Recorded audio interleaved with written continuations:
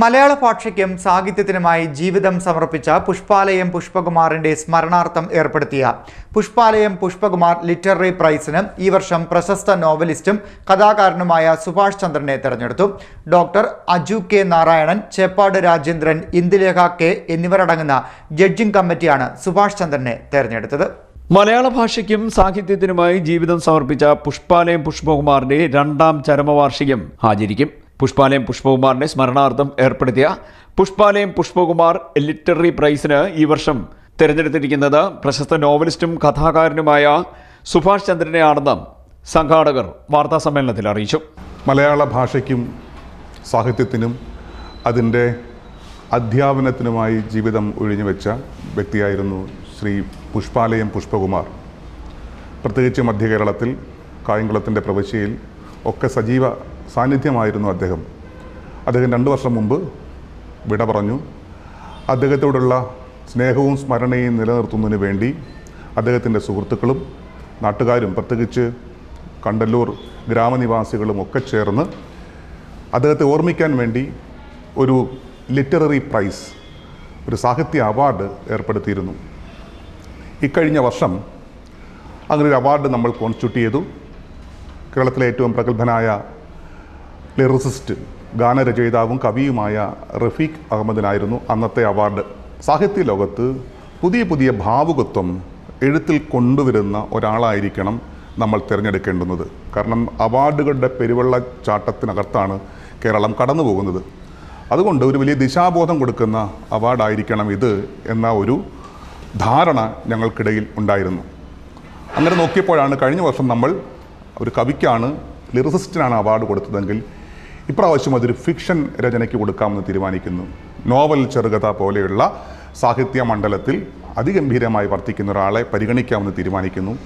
അപ്പോൾ 3 പേരും കൂടി ഐകകണ്ഠേന എടുത്ത തീരുമാനമാണ് ഞങ്ങളിപ്പോൾ അനൗൺസ് ചെയ്യാൻ പോകുന്നത്. ഇപ്രാവശ്യത്തെ അവാർഡ്, അതായത് പുഷ്പാലയം പുഷ്പകുമാർ സ്മാരക ലിറ്റററി പ്രൈസ്, അതിൻ്റെ 2ാം എഡിഷൻ അവാർഡ് നൽകുന്നത് ശ്രീ സുഭാഷ് ചന്ദ്രനാണ്.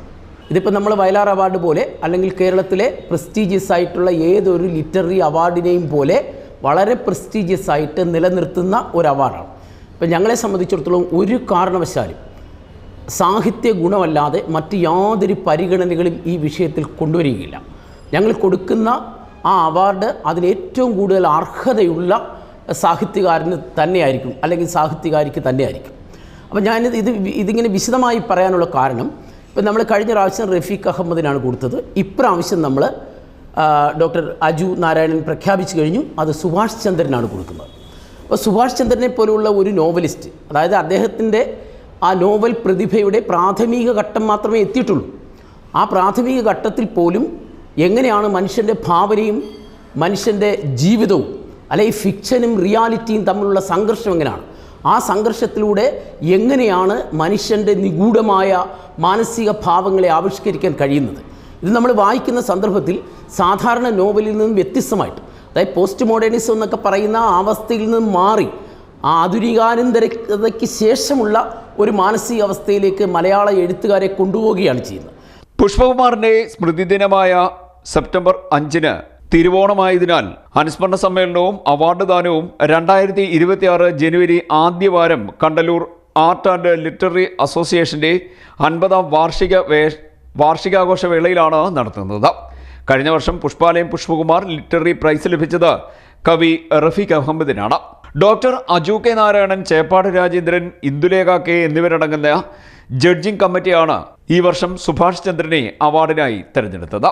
25,000 രൂപയും പ്രശസ്തി പത്രവും ശില്പവും അടങ്ങുന്നതാണ് അവാർഡ്. വാർത്താസമ്മേളനത്തിൽ doctor Aju K Narayanan, Cheppad Rajendran, Indulekha K എന്നിവരും പുഷ്പാലയം പുഷ്പകുമാർ സ്മാരക സമിതി chairman Soni Manoharan, Kandallur art and literary അസോസിയേഷന്റെ president EMO Sadaliyakkath, secretary R Anilkumar, convener Shankar എന്നിവരും പങ്കെടുത്തു. CDNet news, Kayamkulam.